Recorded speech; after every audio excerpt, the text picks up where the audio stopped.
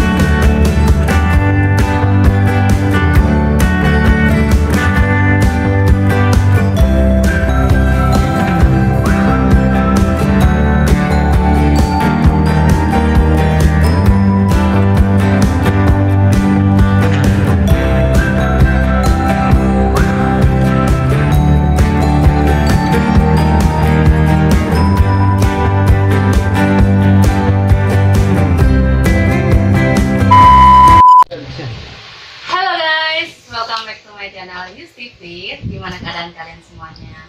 Nah, pada kesempatan kali ini saya mau berbagi informasi terkait seputar latar belakang Kagrek itu seperti apa. Nah, di sini saya ditemani oleh si founder komunitas itu sendiri, yaitu Mas Faiz, yang akan membicarakan tentang latar belakangnya seperti apa, bagaimana cara dia bisa merekrut anggota-anggota ke masyarakat, bagaimana dia bisa meyakinkan masyarakat bahwa komunitas ini benar untuk bersedekah dan lain-lain. Langsung kita simak aja yuk. Cus, tidak. Nah, halo Mas Faiz. Halo. Nah, gimana nih Mas? Latar belakangnya dulu aja ya Mas ya. Ya. Sebutkan latar belakang Mas seperti apa. Sebenarnya saya pekerja pabrik, saya karyawan pabrik. Terus saya juga lulusan SMK. Saya asli orang Ebongan. Jadi awal asal mula adanya komunitas bersedekah itu saya pernah bermimpi. Itu pada waktu tahun 2016 saya pernah bermimpi masuk neraka. Neraka guys. Gimana? Ya, tapi saya nggak tahu sih kayak itu neraka apa enggak. Cuma saya memikirkan mungkin hal seperti itu saya nanti benar atau tidak. Pada dasarnya di sana itu saya melihat seperti pohon yang berdiri. Jadi banyak pohon yang berdiri di sana. Pas waktu itu saya berjalan di sebuah kerumunan, gerombolan orang, seseorang. Di sana itu ada yang basicnya orang itu ada yang tinggi, ada juga ada yang pendek, ada juga yang ada gemuk. Dan di situ cuma memiliki face yang berbeda-beda. Jadi berwajah yang berbeda-beda. Jadi pas waktu berjalan di depan saya itu ada seseorang yang mempunyai wajah yang aneh, seperti kayak binatang serigala. Jadi ada juga orang yang berwajah seperti dicabik-cabik gitu, Mbak, seperti hancur.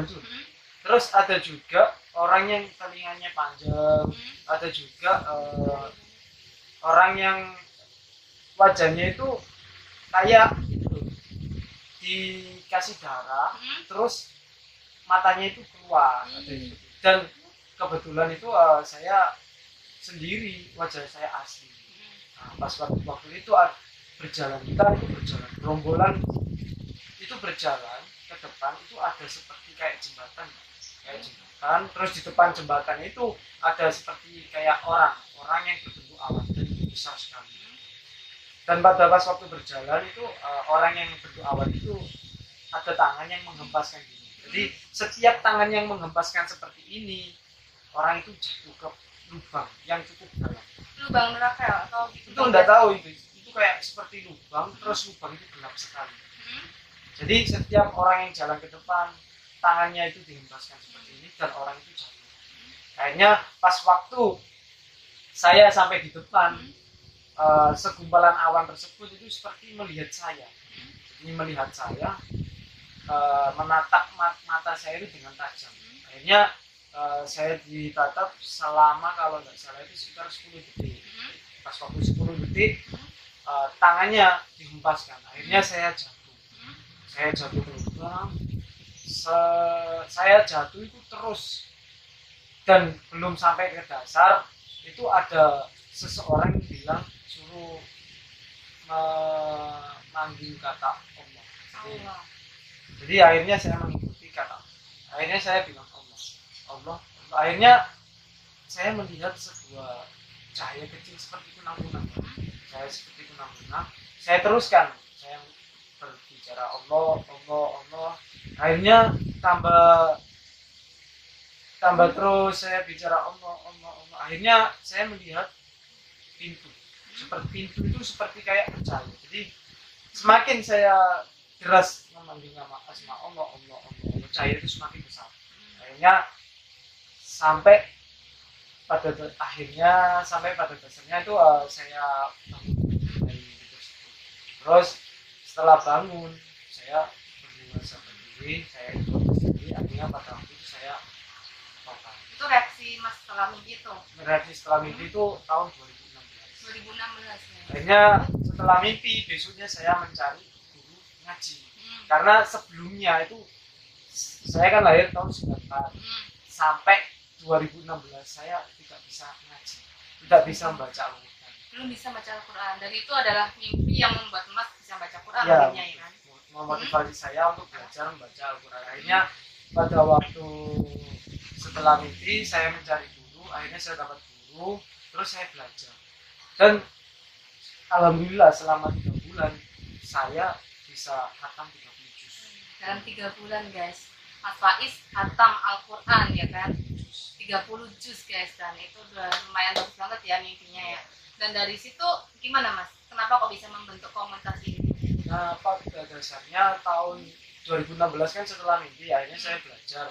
Terus selama waktu 2 tahun saya juga mengikuti kegiatan-kegiatan majelis. Jadi biasanya saya itu dulu ya suka mabuk, ya suka ya istilah itu bukan orang baik lah, apalagi orang yang ahli sedekah. Jadi saya mengikuti kegiatan-kegiatan majelis yang berada di Kota Gresik. Akhirnya dari situlah juga memotivasi saya untuk selalu berbuat baik. Karena dalam saya mengikuti majelis pasti ada sebuah hadis yang selalu saya dengarkan di situ. Itu kalau nggak salah hadisnya seperti khairun nas alfa'uhum linnas. Jadi sebaik-baik manusia itu yang paling bermanfaat bagi manusia lainnya. Terus pada waktu tahun 2018 itu pada waktu tahun 2018 itu jatuh-jatuhnya saya. Jadi saya dicoba sama singgah urip Pak Tata. Diuji sama Allah ya. Sama Allah. Jadi saya dikasih sakit. Jadi pas apa Mas? Itu saya nggak tahu itu sakitnya apa, tapi yang saya rasakan di seluruh badan saya itu rasanya nggak enak. Terus saya coba periksa ke dokter, saya akhirnya opname di rumah sakit Semen. Terus saya juga nggak terdeteksi penyakitnya. Akhirnya ya gitu. Terus saya pas waktu di rumah sakit Semen, saya melihat bahwasanya itu di tempat kamar yang saya huni itu ada TV, Mbak. Ya, ada TV-nya. Waktu itu kok ada pas waktu acara kayak majelis taklim, Mbak, dan pada acara majelis taklim itu ada sebuah cerita. Jadi awal mula saya termotivasi untuk kegiatan bersedekah seperti ini. Pas waktu motivasi ceramah itu isinya itu tentang bahwasanya itu ada seorang nenek yang mempunyai penyakit kanker darah. Terus juga di situ si nenek itu mempunyai pembantu, ya pembantunya itu seorang ibu yang baru melahirkan. Pada dasarnya ceritanya yang mulai awal itu si nenek itu selalu memergoki pembantu tersebut memasuki, sering bolak-balik masuk ke kamar mandi. Akhirnya si nenek curiga, terus memergoki, akhirnya menegur si pembantu tersebut bahwasanya itu kenapa kamu setiap kerja kok sering bolak-balik ke kamar mandi. Akhirnya si pembantu jujur, bagaimana saya tidak bisa bolak-balik ke kamar mandi, sedangkan sebenarnya saya ini setelah 2 hari sebelumnya itu saya melahirkan seorang bayi, dan 2 hari itu akhirnya saya pergi ke Yaman untuk kerja di sampean, kerja di sini. Jadi akhirnya waktu itu pembantu jujur, terus saya sering bolak-balik kamar mandi itu bahwasanya seorang ibu kalau sudah melahirkan kan pasti menyusui. Nah, saya kan tidak menyusui, akhirnya saya bolak-balik kamar mandi, saya keluarkan di kamar mandi. Bagaimana betapa sakitnya kalau misalkan air susu yang ada di saya ini tidak bisa keluarkan begitu. Akhirnya si nenek tersebut langsung kontrak selama 2 tahun, si nenek langsung bayar kontrak dan diberikan pada waktu itu langsung diberikan tiket. Akhirnya si pembantu itu langsung disuruh pulang, dikasih uang gaji selama 2 tahun, diberikan tiket, disuruh pulang dan dikasih selembaran kertas yang berisi nomor HP-nya. Jadi pada waktu pas ngasih, si nenek bilang, ini saya kasih gaji kamu selama 2 tahun, terus ini tiket untuk pulang keberangkatan ke Indonesia, terus ini kertas, kalau besok selama 2 tahun, sudah 2 tahun, kamu masih bingung mencari kerja, saya siap untuk menerima kamu di sini, kerja di sini lagi. Nah itu, akhirnya si pembantu itu pulang ke Indonesia. Setelah pembantu ini pulang, selama 2 hari ke depannya itu si nenek kontrol ke rumah sakit. Karena dia punya penyakit. Nah biasanya itu yang mengantar kontrol kan si pembantu tersebut. Tapi si pembantu kan sudah pulang ke rumahnya. Akhirnya si nenek itu sendiri ke rumah sakit tersebut. Akhirnya pas waktu tes penyakitnya itu dikontrol, ternyata dokternya itu bingung dan kenapa semua staf-staf di sana juga ikut bingung Pak? Karena penyakitnya itu hilang Pak. Jadi penyakit yang diderita si nenek, kanker darah itu bisa hilang. Di dokternya kan bingung karena tidak ada obat yang bisa menyembuhkan kanker darah secepat. Setelah itu apa Mas langsung buka komunitas atau seperti apa Mas? Nah setelah waktu saya melihat video tersebut, saya terbuka hati saya dan kok kenapa sih saya tidak pernah sedekah, kok banyak sih teman-teman yang ngasih ke saya bahwasanya untuk membayar biaya rumah sakit. Jadi pada waktu itu terkumpul sekitar uang 12 juta dan 12 juta saya pun di rumah sakit tidak bayar spesial pun. Disitulah saya juga terbuka untuk melakukan kegiatan bersedekah ini. Tersisa sekitar 1.009.000. Akhirnya saya bilang ke keluarga saya, ini bukan hak saya, ini juga bukan hak keluarga. Jadi ini haknya orang atau haknya anak yatim atau orang yang lebih membutuhkan. Akhirnya pas waktu pulang dari rumah sakit, saya langsung mencari yayasan yang terdekat dari rumah sakit. Dan alhamdulillah saya dapat tempat di daerah Jalan Kartini, kalau nggak salah Gang 18. Itu yayasannya namanya Miftahul Jannah. Jadi di situ pas waktu saya datang, saya itu melihat banyak anak-anak kecil yang belajar di sana. Itu yang belajar di sana itu anak-anak kecil. Terus hati saya terenyuh. Mereka masih kecil tapi sudah ditinggal sama orang tuanya. Sedangkan saya masih sudah besar seperti ini, saya masih memiliki kedua orang tua saya. Dan saya tuh lupa untuk caranya bersyukur. Akhirnya bagaimana sih kalau saya pengennya itu membantu adik-adik ini, tapi caranya itu aku bisa ngasih lebih gitu loh. Cuma kalau saya sendiri saya tidak bisa ngasih lebih. Akhirnya saya coba WA-i lah, menghubungi teman-teman yang ada di kontak saya chat semua. Saya chat akhirnya pada 10 Maret 2019 ada yang mau kumpul dan ada yang mau kumpul di daerah GKB. Awal mulanya kita itu kumpulnya di Taman GKB. Jadi alhamdulillah sudah yang mau ikut gabung itu sekitar 8 orang. 8 orang. Itu termasuk yang Mbak Sulis, Mbak Linda. Nah, itu yang kalau itu 8 orang itu 4 cowok, 4 cewek. 4 cowok, 4 cewek. Itu ada saya, Mas Rohim, Mas Fauzi, sama Mas Tataki. Terus yang cewek itu ada Linda, ada Sulis, ada Feby, juga ada Esti. Jadi ada 4 orang. Terus pada waktu itu akhirnya kita sepakat pada tanggal 10 Maret 2019 lahirnya komunitas Gresik-Gresik. Nah, jadi kita di sini Kagreb ini komunitas Gresik-Gresik juga memiliki sebuah logo dan memiliki simbol khusus juga, ada filosofinya juga.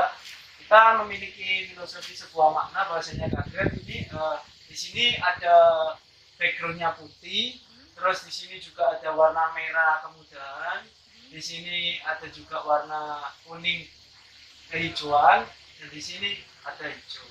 Dan kenapa Kagreb kok ada logo seperti ini? Bahwasanya itu dengan background yang putih, kita dilandasi dengan hati yang suci. Ini merah ini menandakan bahwasanya kita itu ada orang yang buruk. Jadi di Kagreb juga ada orang yang tidak seberapa baik gitu, Mbak. Terus yang warna hijau kekuningan itu ada orang yang benar-benar baik, yang juga ada benar-benar jelek. Terus yang hijau ini ada orang yang benar-benar sangat baik untuk berkumpul di sini. Dan kita ini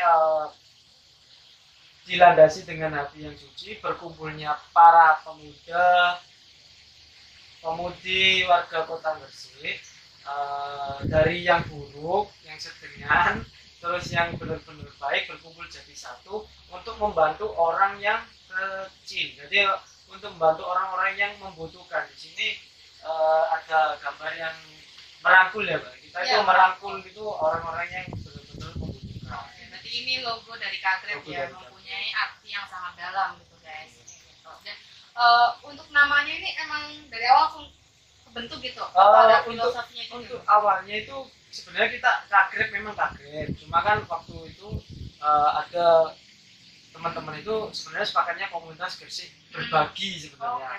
Ternyata pas pada waktu 1 minggu kita ada klarifikasi bahwasanya di Gresik itu sudah ada komunitas Gresik berbagi, itu sudah ada.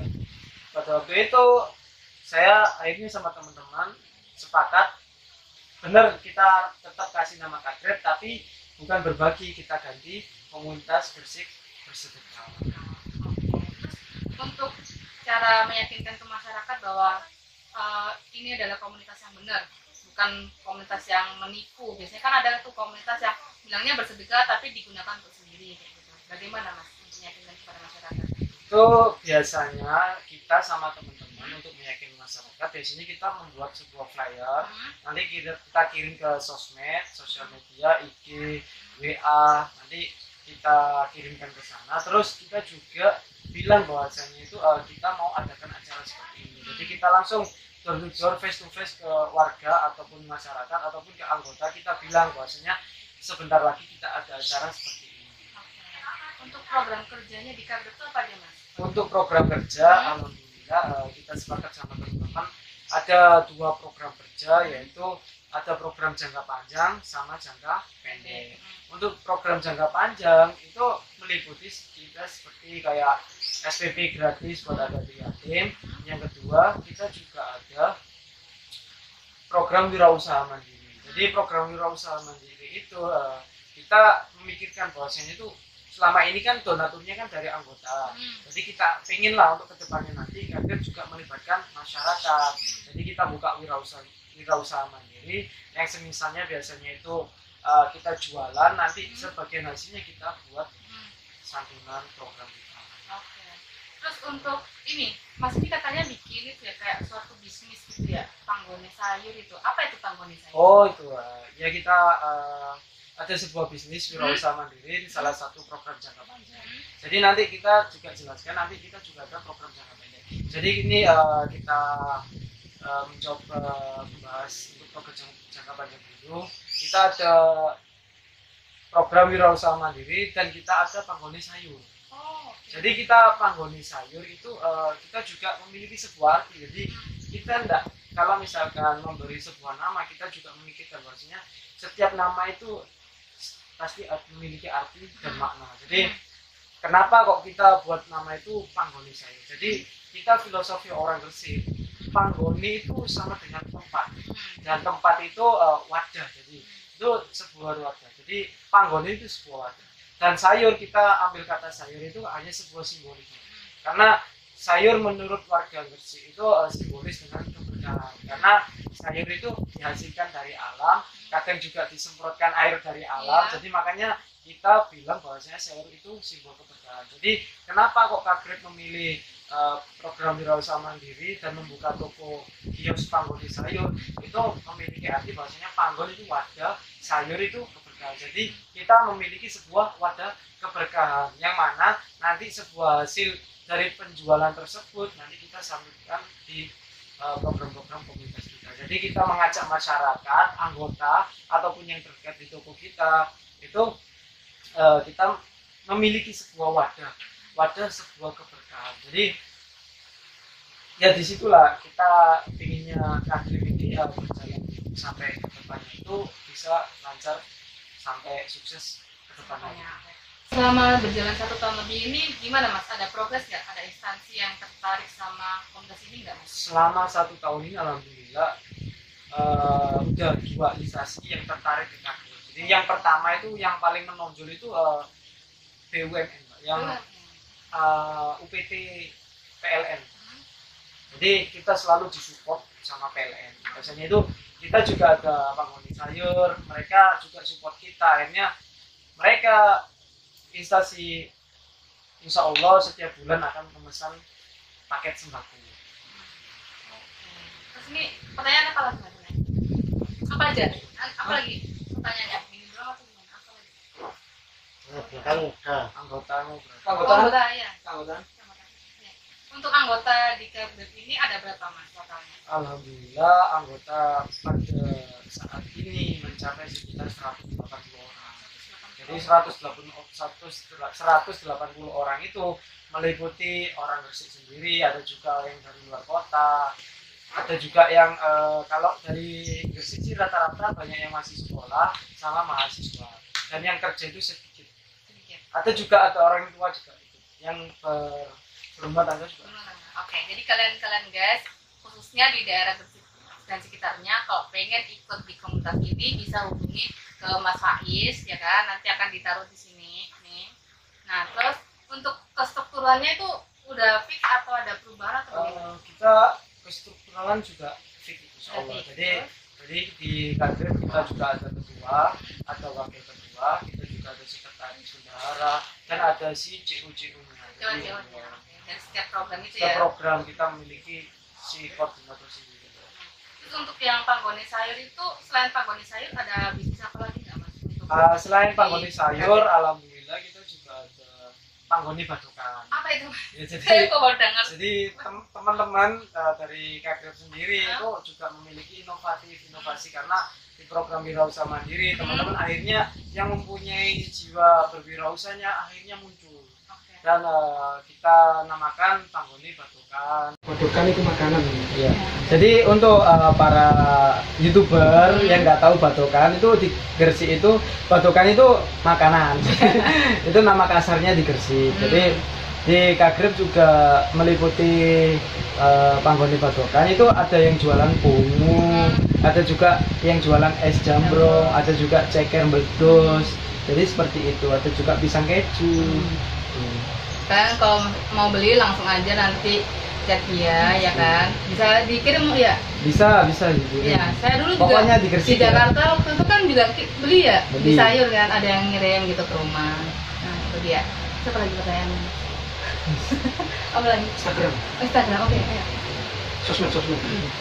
Bagi masyarakat atau teman-teman khususnya Kota Gresik ataupun dari luar Kota Gresik, kami membuka bahwasanya itu barangkali sampean ataupun kalian semua mau gabung ke komunitas kita membuka. Kita bisa masuk di grup Instagram ataupun grup WhatsApp. Jadi kita juga membuka kita juga membuka untuk teman-teman saudara kita yang beragama lain. Jadi kita di sini Kagreb kita selalu membuka. Kita pengen ada toleransi antar umat beragama di sini, menjaga saling kerukunan, keutuhan, sesaudara, setanah air. Oke, mantap. guys. Jadi jangan lupa ya guys Kuncinya ya. @komunitas Kalian follow. komunitas Gresik Bersedekah.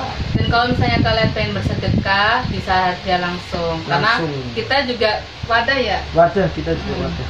untuk bersedekah ke panti asuhan, ke orang-orang yang membutuhkan kayak gitu.